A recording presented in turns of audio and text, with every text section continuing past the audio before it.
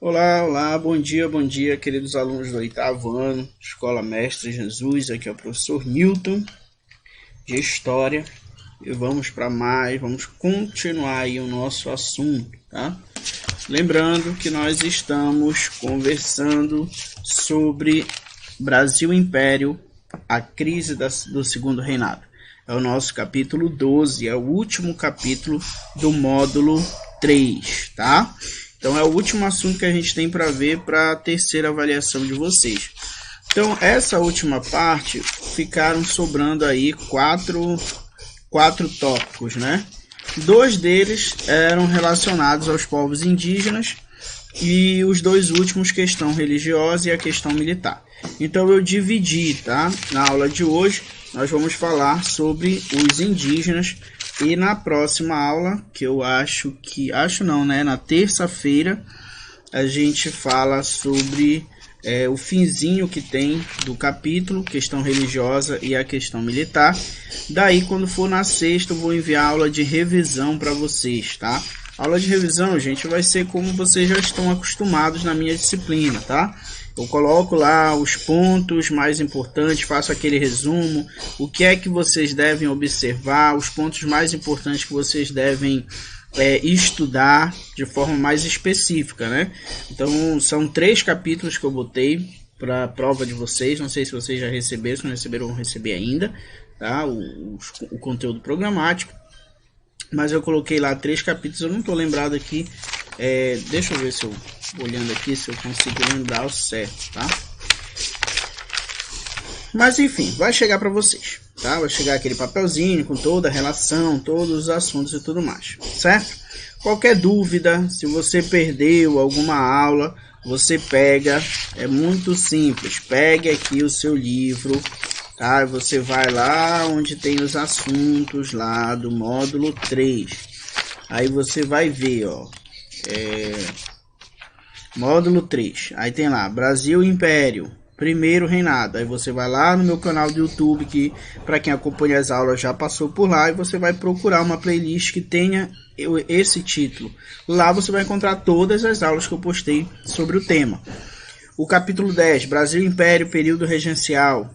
Mesma coisa, você procura lá a playlist com esse nome, com esse título, e você vai encontrar todas as aulas, tá? Então, se você perdeu alguma aula por alguma razão, precisa assistir aí para fazer a prova de vocês, fiquem à vontade, vão lá no YouTube que está tudo lá, tá? Ah, eu apaguei a mensagem, eu não sei como era, não tem problema, gente, é só vocês buscarem lá, certo? Então vamos lá, sem mais delongas, questão indígena durante o Império Brasileiro.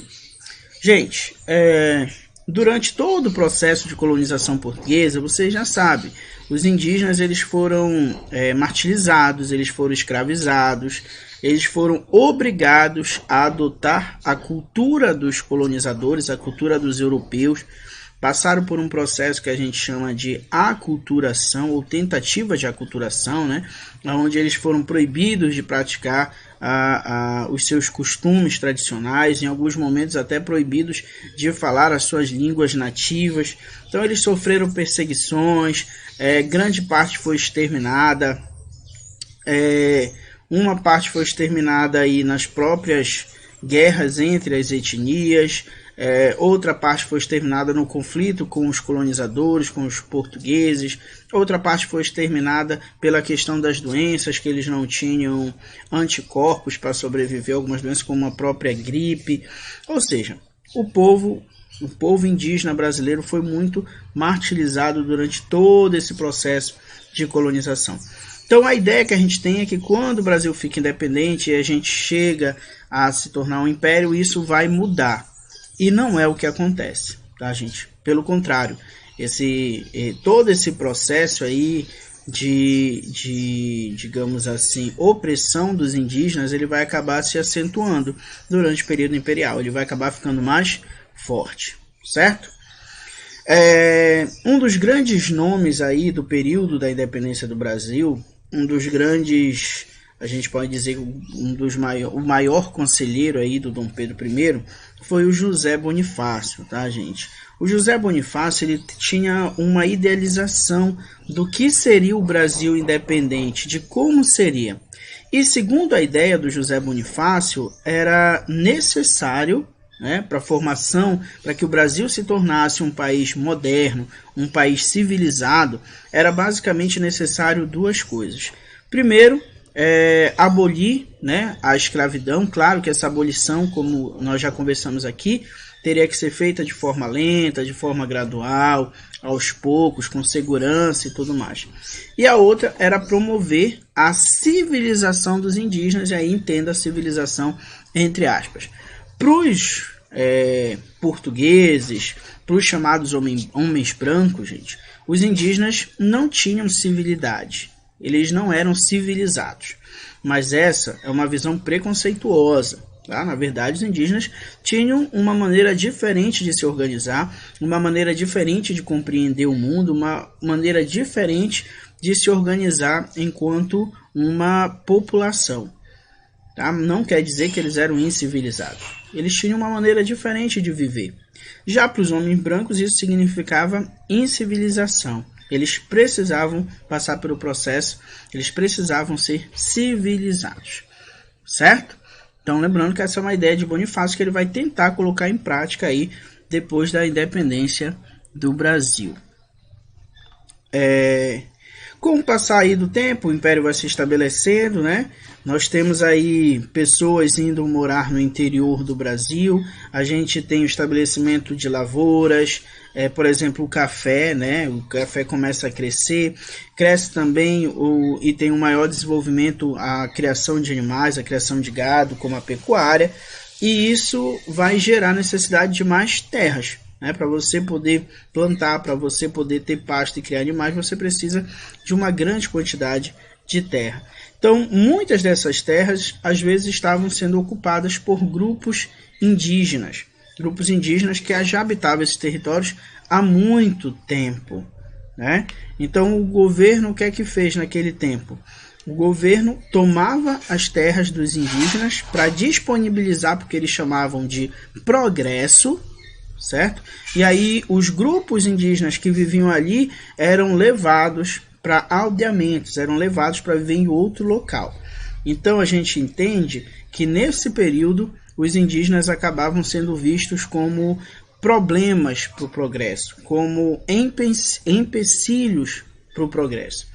É claro que não é assim que a gente entende, tá, gente? Eu estou falando a visão do governo do período imperial, certo? Então, para resolver o problema, precisa de terra, os indígenas estão lá, então tira os indígenas de lá, aí nós vamos ter o progresso e leva os indígenas para viver nos chamados aldeamentos, certo?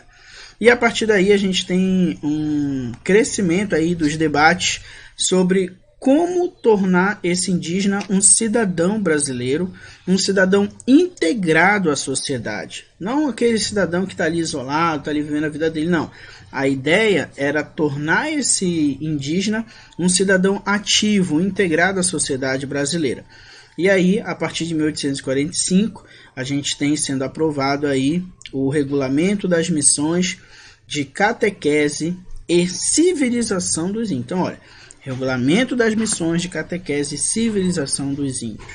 Ou seja, eles vão se utilizar da religião, da catequese, a religião católica, para tentar levar essa ideia de civilização que eles tinham e que acreditavam que o indígena precisava, certo? Esses grupos formavam aldeamentos. Nesses aldeamentos, os indígenas iriam receber ensino religioso, missionário. No caso aí, quem ia cuidar desse ensino eram os missionários capuchinhos, tá? Que eram missionários italianos, certo? O objetivo dessa missão, digamos assim, né, era manter esse indígena aí sob a supervisão, sob a vigilância do Estado. Porque se você perceber, ó, para os aldeamentos, o governo mandava um diretor-geral, e esse diretor era nomeado pelo próprio imperador, certo? No caso aí, cada província, né, o imperador escolhia esse tal diretor-geral. e mais os religiosos que vinham da Itália. Então, na verdade, você tinha aí o desejo do governo era vigiar, né? Vigiar aí em prol de um processo civilizatório, vigiar e controlar as populações indígenas. Até porque o diretor-geral, se detectasse que ali próximo ao aldeamento tinha outra etnia indígena, ele deveria comunicar aí ao governo imperial, certo?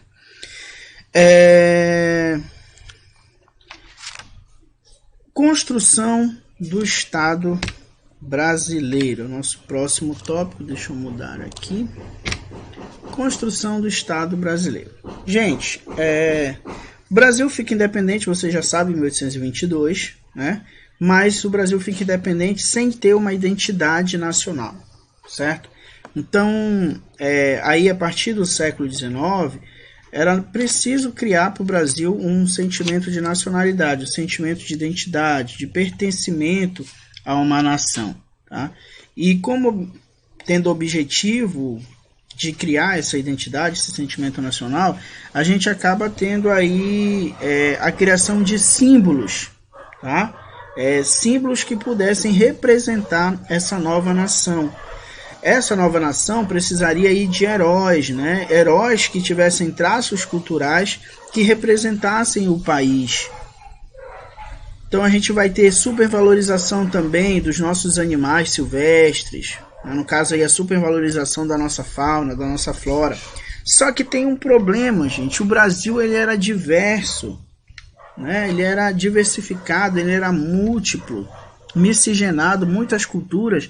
O tamanho do Brasil também aí, um país que a gente chama de proporções continentais, ou seja, não seria tão fácil assim buscar elementos, buscar símbolos que pudessem ser absorvidos por todos no Brasil como promovedores aí da identidade.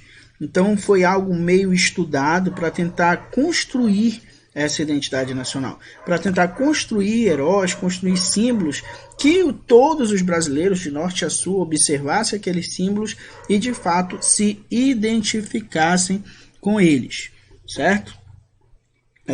O objetivo então aí era buscar, tentar encontrar elementos que representassem todos, independente do estado que viviam.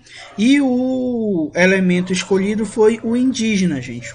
Foi esse elemento que passou a ser idealizado de uma forma que até antes não tinha, né? O indígena, mas você falou que o indígena foi menosprezado, que o indígena teve o seu processo de aculturação. Isso, gente, isso é verdade. Porém, eram os indígenas que foram os primeiros a chegar aqui. Os indígenas eram o povo nativo dessas terras, né? Então, apesar deles estarem à margem da sociedade, mas simbolicamente, tá, gente? Não na realidade. É claro que o governo não ia entregar tudo nas mãos dos agora os indígenas. Não, eles querem um símbolo, eles querem elementos. E o elemento que eles vão escolher é o indígena, porque teoricamente teria relações históricas desde antes da chegada dos europeus, certo? Então passaram aí a idealizar esse indígena como alguém que representasse o país, que representasse o Estado, certo? Para tentar, então, pronto, foi escolhido. O indígena vai ser o representante, vai ser o símbolo. Mas não é só chegar, olha, agora o indígena é o símbolo. Não, nós precisamos criar elementos, criar obras, criar pinturas que demonstrem a nossa visão sobre esse indígena. E aí a gente tem o imperador se aproximando aí, né, do Instituto Histórico e Geográfico Brasileiro, da Academia Imperial de Belas Artes, com o objetivo de formar artistas e escritores que vão representar esse indígena na história do país, né? Essa elite intelectual teria que valorizar as peculiaridades, as diferenças do Brasil. Tá? A gente chama esse período aí de indigenismo romântico. Nele, como vocês podem ver na imagem que eu botei para vocês, o indígena passou a ser visto como forte, corajoso, belo. Então você tem algumas obras do período, ó, aqui representando Iracema.